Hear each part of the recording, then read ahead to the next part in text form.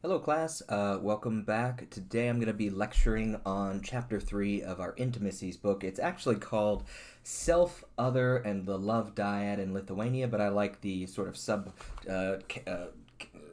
name better. When does culture matter, right? That's going to be the question of this portion. When does culture matter?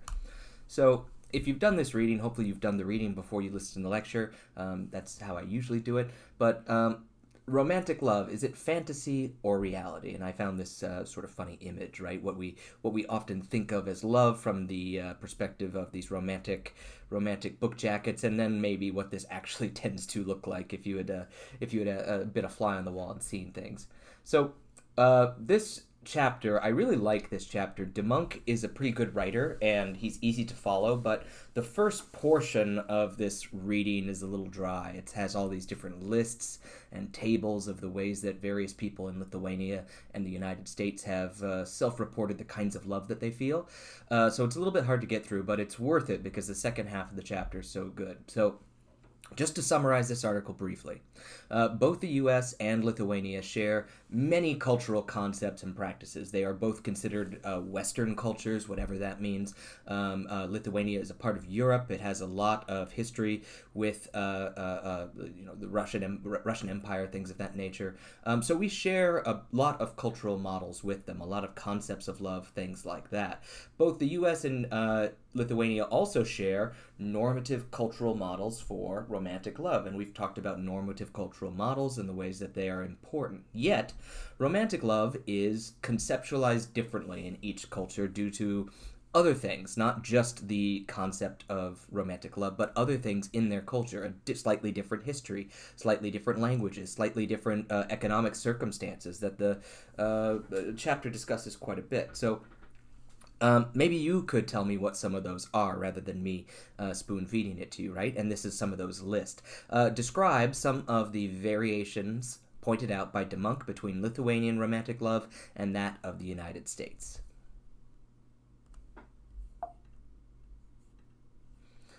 So let's talk about the Platonic theory of romantic love. That is a sort of academic concept of the Platonic theory of romantic love. The master motive of romantic love being unity. That unity is the goal for romantic love. There are 13 romantic love attributes that characterize romantic love around the world. That is, we're talking about romantic love in contrast to companionate love and in contrast to sexual lust or sexual desire.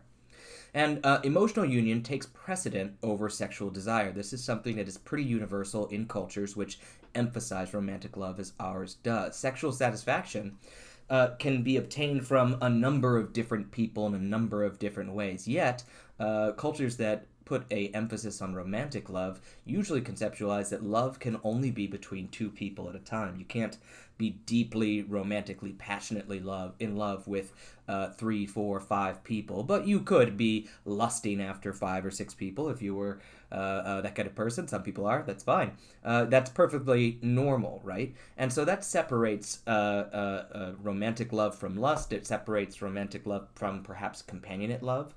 And we're going to talk about this more because we're going to delve in a little bit later in the semester, talking about whether or not you can truly have passionate romantic love for more than one person at a time. But that's not the point of this chapter.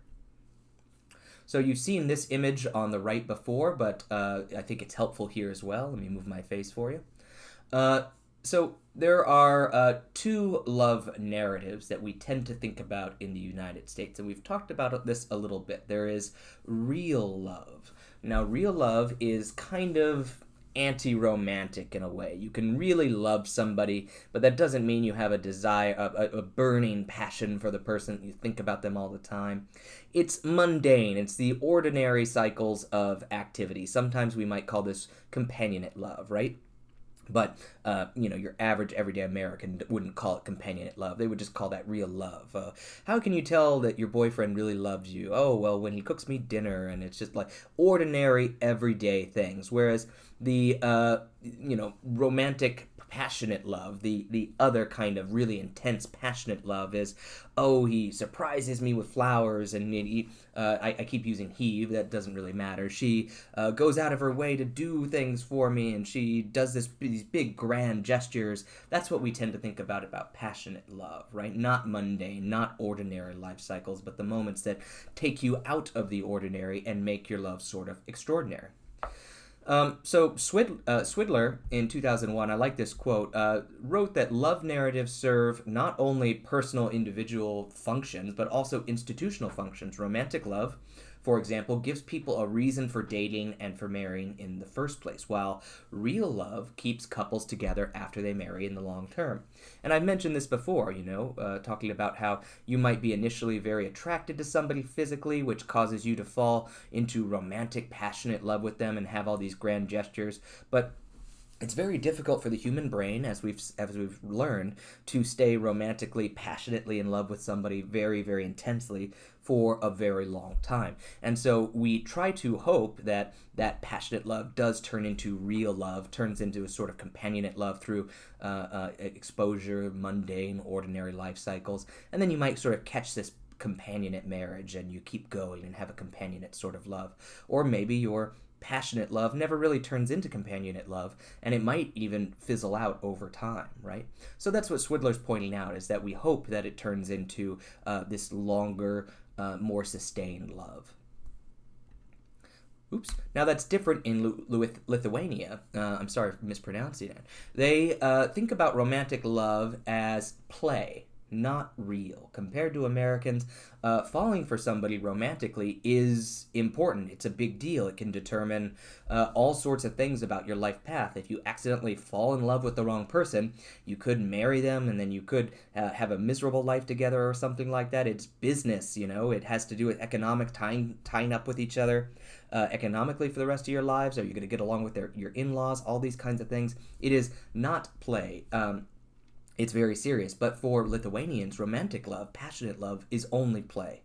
So Lithuanian informants typically, not always, saw love as a fantasy and as an intense but bounded temporary period of life, so that they could wax poetic and, in a sense, throw caution to the wind and fully engage in the fantasy.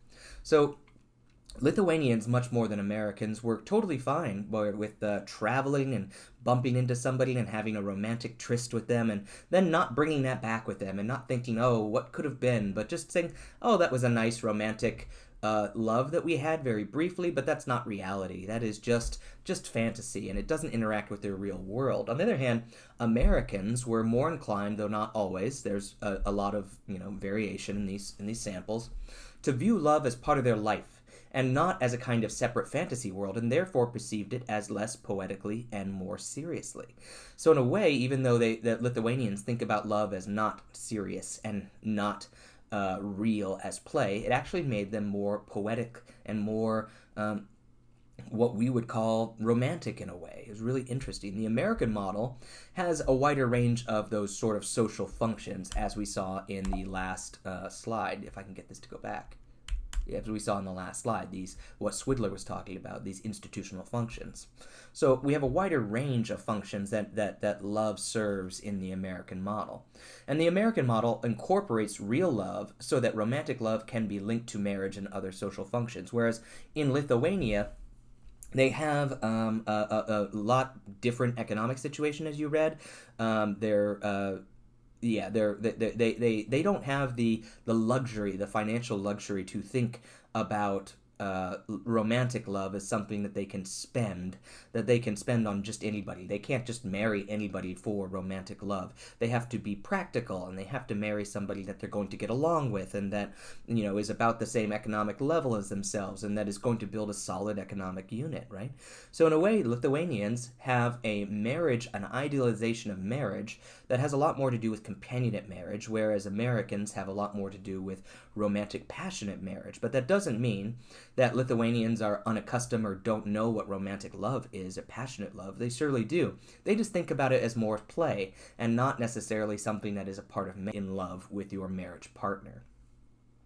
So hopefully that makes sense. And also, if we were doing this in person, I would have you start thinking about the ways that the Lithuanian model is very similar. Lithuanians have a lot in common with Russians as a former Soviet Russian territory.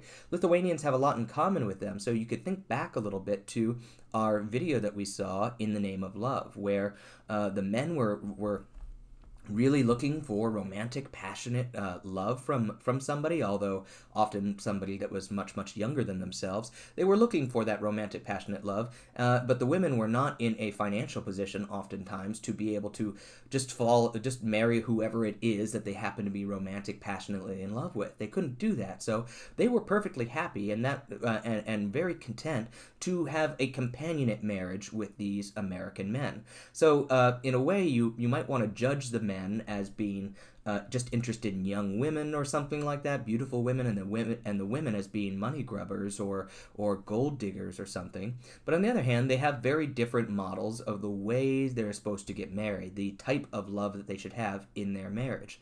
And I think this serves as a useful counterpoint to some of those stereotypes that we have about American men marrying Russian women, for example.